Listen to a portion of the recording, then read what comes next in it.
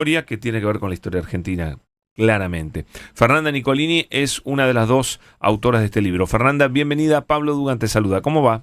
Hola Pablo, muy bien, gracias por llamar. No, gracias a vos por atendernos. Me encantaría conocer, bueno, así, abuelo de pájaro, porque no podemos profundizar mucho en 10 minutos, la historia de Héctor Oesterheld, cómo es que le ocurren el horror, ¿no? En el que termina siendo víctima, bueno, cómo fue que pasó todo eso y demás. Sí, bueno, Héctor está desaparecido y sus 4 hijas también, Claro. todos militaban en Montoneros, 2 de ellas desaparecen embarazadas además, o sea que hoy se siguen buscando nietos. Hay otros 2 nietos sobrevivientes, que son Martín, que participó en el asesoramiento del guión de la serie, y Fernando.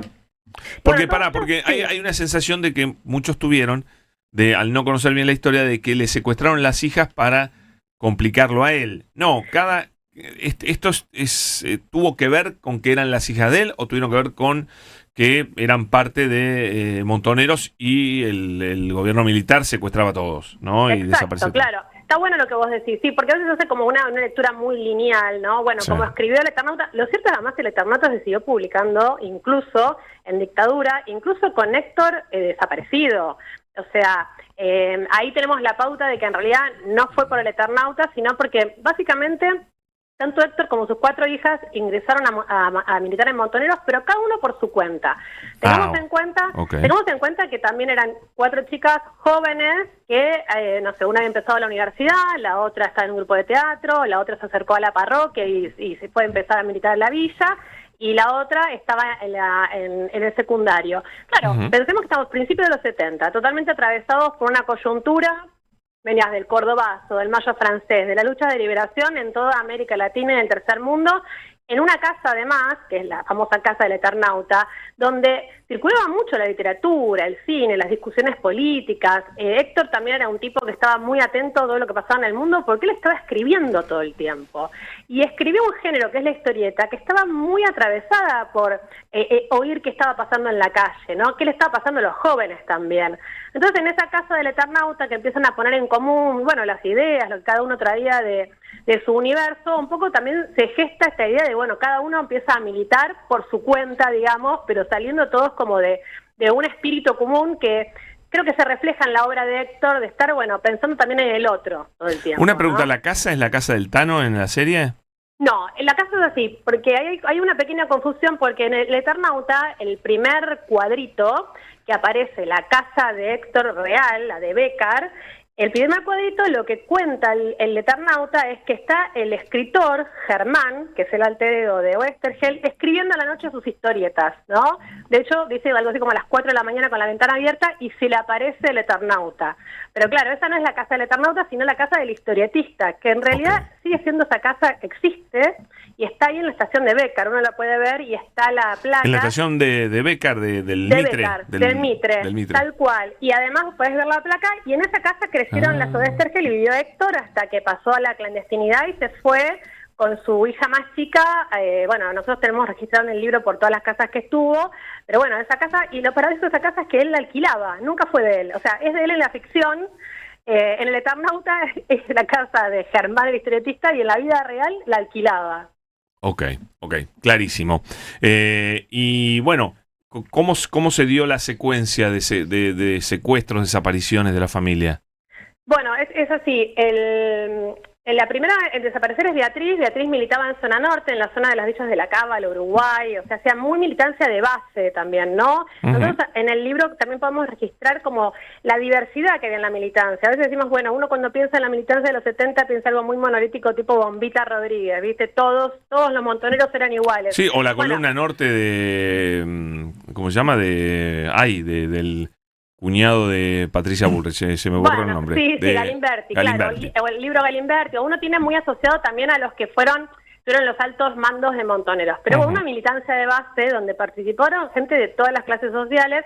Y Beatriz es la primera en caer. Ella la secuestran ahí en San Isidro, cerca de donde ella militaba, y está secuestrada un mes, y al mes siguiente a 15 días la matan en un simulacro de fusilamiento, ¿no? Y es el único cuerpo que le entregan a Elsa. Esto es importante.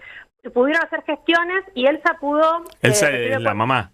Elsa era la madre de las chicas y la ex mujer de Héctor, porque ellos al último se habían separado. Después cae Diana en Tucumán, que también es una militancia completamente diferente a la que se militaba acá en Gran Buenos Aires. Claro. Y ella estaba embarazada y es la mamá de Fernando, que es un nieto que fue criado por los abuelos paternos. Y después termina cayendo Marina, que es la más chica, que también estaba embarazada. Y por último, Estela. Y en el medio lo secuestran a Héctor. Pero hay dos nietos, entiendo, hoy. Exacto.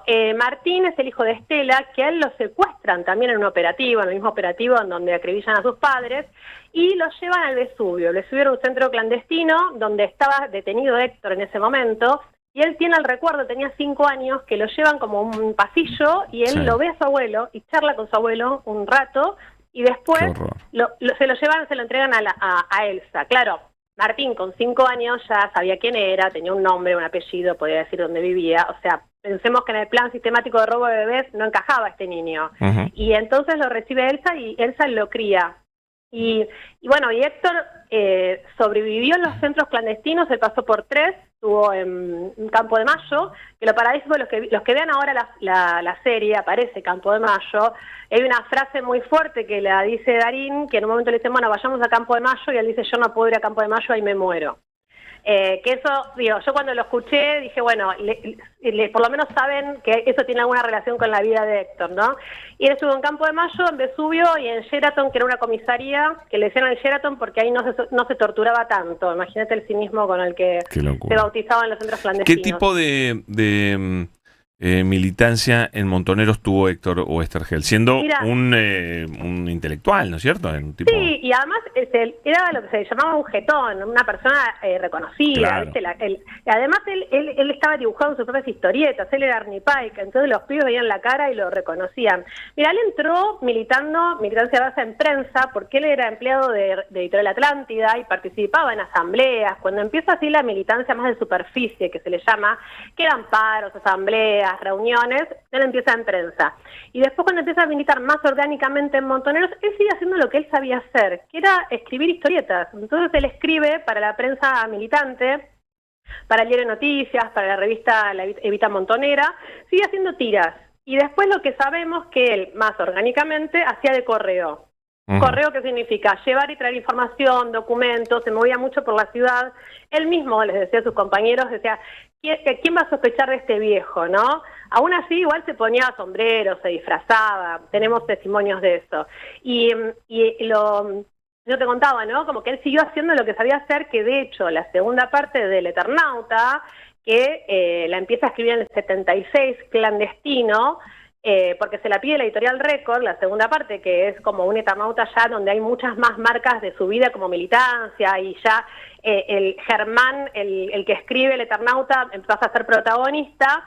Él la entrega y se empieza a publicar a fines del 76 y se sigue publicando cuando él ya está desaparecido. Ese es el Eternauta mucho más politizado, digamos, ¿no? Exacto, donde ya aparece, por ejemplo, no sé, hay un personaje que se llama María, que es el nombre de guerra de su hija Beatriz, que ya había desaparecido cuando él lo escribe, donde él va dejando muchas más marcas del momento que estaba viviendo. Que hay gente que no le gusta porque dice, bueno, baja mucha más línea, pero está quienes lo leemos también como, bueno, esta intersección entre vida y obra que te pone la piel de gallina también, ¿no? Porque igual seguía siendo un gran escritor. Ahora, qué tragedia, ¿no? ¿Cómo sobrevivir a la tragedia de que 4 de tus hijas estén desaparecidas, ¿no? Es una cosa... No, es terrible. Es impensable, no me entra en la cabeza, ¿no? Mira, nosotros llegamos a entrevistarla a Elsa, por suerte. Elsa murió hace unos años, pero bueno, llegamos a entrevistar. Igual ya había dado siempre muchas entrevistas, decía que había mucho material. Pero bueno, ella siempre decía, primero dijo que ella sobrevivió porque tenía que criar a su nieto Martín, ¿no? Que tenía 5 años. Tenía un motivo para vivir. Totalmente, pero después ella también en algún punto como que pudo dar vuelta a todo ese dolor y participó de abuelas, y de hecho ya ella siendo mucho más grande, como que pudo reivindicar la militancia de sus hijas. Ella había estado muy enojada con Héctor, porque obviamente decía, vos sos el adulto. Él le inculcó la militancia a las hijas, eso está claro. Claro, él dice como pero después son grandes y hacen lo que quieren. Claro, él tenemos un testimonio de alguien que vivió con él en clandestinidad, que le preguntó, che, viejo, dice, ¿por qué militás vos? Y él dijo, yo milito por mis hijas, al revés, como que él empezó a militar porque sus hijas empezaron a militar. Ajá, mira. Le dice, pero aún así... me pregunto si con lo que yo ya venía escribiendo, porque ella había hecho la biografía del Che, viste, ya empezaba a hacer como la versión del Eternauta de gente que es mucho más politizada, digamos. Dice, yo me pregunto si con lo que yo venía ya escribiendo y con todas las cosas que se leían en mi casa, no sembré como la semilla para que ellas también eligieran esta opción de vida, ¿no? Sí, así que sí. es mucho más complejo de lo que uno piensa. Pero la cuestión es que él, da igual con el tiempo, terminó reivindicando esta militancia y diciendo a los jóvenes, bueno, hay que luchar por un ideal, más allá del dolor que ella sufrió, y eso es increíble. Muy emocionante la historia. No quiero que el éxito de la serie nos tape esta historia, que también es impresionante saber y demás. Sobre todo porque hay ahora, no sé si viste, Fernanda, en las redes una estúpida polémica sobre si es una serie cuca o esto o lo otro.